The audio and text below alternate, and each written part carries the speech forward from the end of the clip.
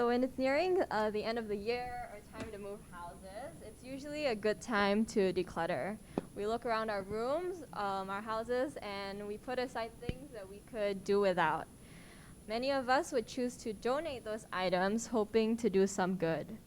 So how much good are we really doing if good looks like this?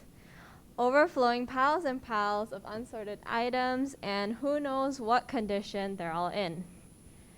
To better understand the situation, we spoke to individual charities and found a common consensus. They've received items in poor conditions, go through lengthy donation processes, and people tend to think of them as a place to dump their items. So we have a problem. The dumping ground mentality contributes to donation warehouses being overcrowded with items, and matching supply and demand is time-consuming for these charities. And so here's our approach.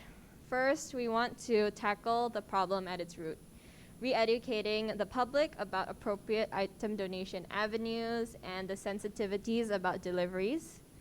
And second, we want to connect donors directly with caseworkers. And with this approach, we aim to create a self-reinforcing cycle of learning and taking action. When speaking to charities, we found that baby items were one of the categories that were more difficult for them to receive. And so to start off, we will focus on validating our solution robustly with low-income new mothers. In the future, we hope to leverage the success of this focus trial and expand to other vulnerable groups. We also took the time to survey potential donors to understand their behaviors around donating and their pain points. So some of the key points brought up were convenience, activities to encourage donations, and wanting to see direct impact from their efforts.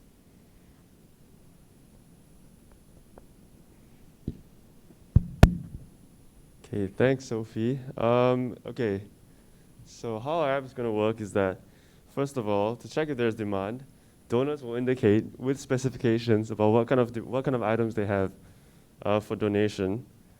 A caseworker can then request for the items for the mother in need.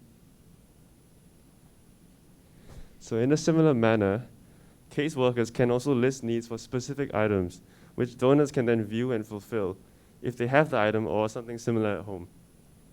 So donors on the platform also have centralized access to charity partners' educational material and other resources to encourage better and more targeted donations for these mothers, Additional features would include testimonials for caseworkers to update the donations, to update the donors, and rewards to incentivize the donation of high-value items. So to summarize, this platform will increase donors' awareness of a charity's needs and centralize item requests and donations. Both Alma and Safe Place have demonstrated interest and support for our initiative thus far. And to be viable in the long term, we plan to financially sustain ourselves by engaging corporates as an avenue for their CSR. And as we grow, we want to be an indispensable resource for donors, caseworkers, and beneficiaries to tap into this ecosystem. And so in the future, we also plan on charging charity organizations a small platform fee. So we will begin by providing educational content to the public, and then followed by developing and testing the app before finally marketing. And to do this, we need your help, primarily with partnerships, marketing, and app development. So some impact and outcomes we can co-create together include impacting 500 beneficiaries and having a total of 3,000 items distributed by June 2023. Through this initiative, we also hope to target the SDGs, making use of quality secondhand items and preserving the life cycle of these items. And this also provides an alternative to buying brand new items for low-income mothers. We are from Team Reloved, and we hope that you will join us on this journey.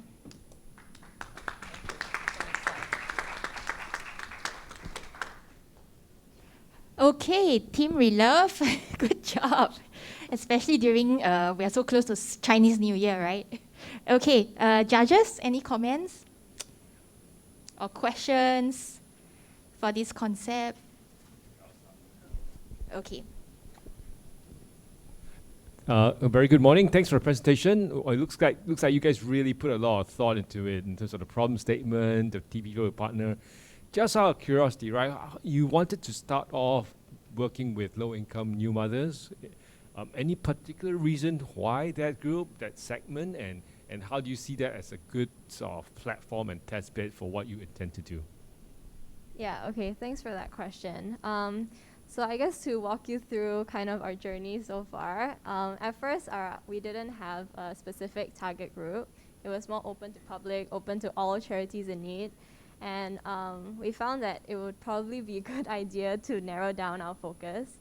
And the way that this happened was actually quite organically, because in our market research, as we were emailing all these charities and finding out about their needs, there were a majority of them were focused on or had initiatives to support mothers in particular. And as we began developing this idea, we realized that it's also a good avenue to start with secondhand items, because the nature of baby items is to be temporary, right? Babies will outgrow them, and so it makes sense to pass it on and allow other people to benefit from the purchase of it. So yeah, I guess to summarize, as we spoke to charities, there were some of them that really, that we really connected with on our vision, and they happened to be relatively new initiatives targeted towards young mothers, and it also ties in with the nature of the items. I have a question on the revenue streams. So you're saying that, after maybe reaching steady state, you're intending to charge like $1 per employee per month. Oh, sorry, no, $5 per month for charities, right? I was just wondering how you got that dollar value. Yeah, is it connected to, I don't know, your profits, your loss? Yeah, so I think that we are not relying, because it's quite a small amount, so we are not relying on those avenues alone to be financially sustainable.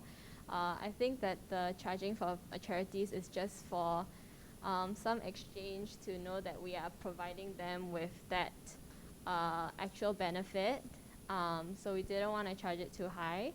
But actually the main one that we'll be going for is the CSR one. So I think on the slide we put about per employee. But I think that while that is the base, we are also looking into kind of packaging a marketing campaign for the company, right? So that could be like maybe a business profile on the app highlighting that company. It could be highlighting them on our social platforms, or doing a write-up on our partnership, and then packaging that up and then charging them a certain price that is flexible to what they're looking for and how we can work with them. So the ones on the slides are more of the basics ones, but then we are also looking a bit more beyond that. I have another question if the judges can indulge me. Okay, this is about the waste part of the house. So I think that out there you probably already know there are either charities have their own websites to tell specifically this is what we want, or there are even websites that amalgamates what charities want and links them up with people who can donate. So I think what you guys have identified as the gap, which I think is real, is that sometimes people don't really they're not really affiliated to a charity, or of course they just want somewhere to donate. So I think where your app will come in is where it's more localized focus. So let's say I live in Clementi and then I can go to somewhere in Clementi. But then the other question then is, as you guys also pointed out, people just want to donate somewhere. They might not, have the necessary that you need. They might not have baby strollers. They might just want to donate a bed, right? But your app doesn't allow them to do that. So how do you address those questions? I have a lot of things to donate, but I can't at your place. Yeah, thanks for that question. I think eventually that is the state that we want to be at, where people can be, hey, I have all these items, where can I donate to? Let me search on the app for this.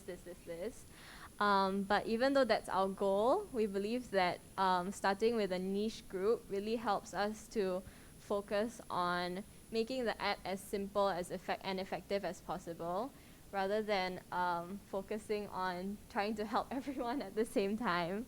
And starting with a niche group really helps us to work closely with the charities and finding out directly from the caseworkers, hey, what do you think we can improve? Things like that before we kind of expand it to more items. So while that is definitely a concern for people, I think that as they will work with us and be a bit more patient, that eventually that is a goal that can be realized. Yeah. Okay, one quick one, okay? Okay. Ms. Mala?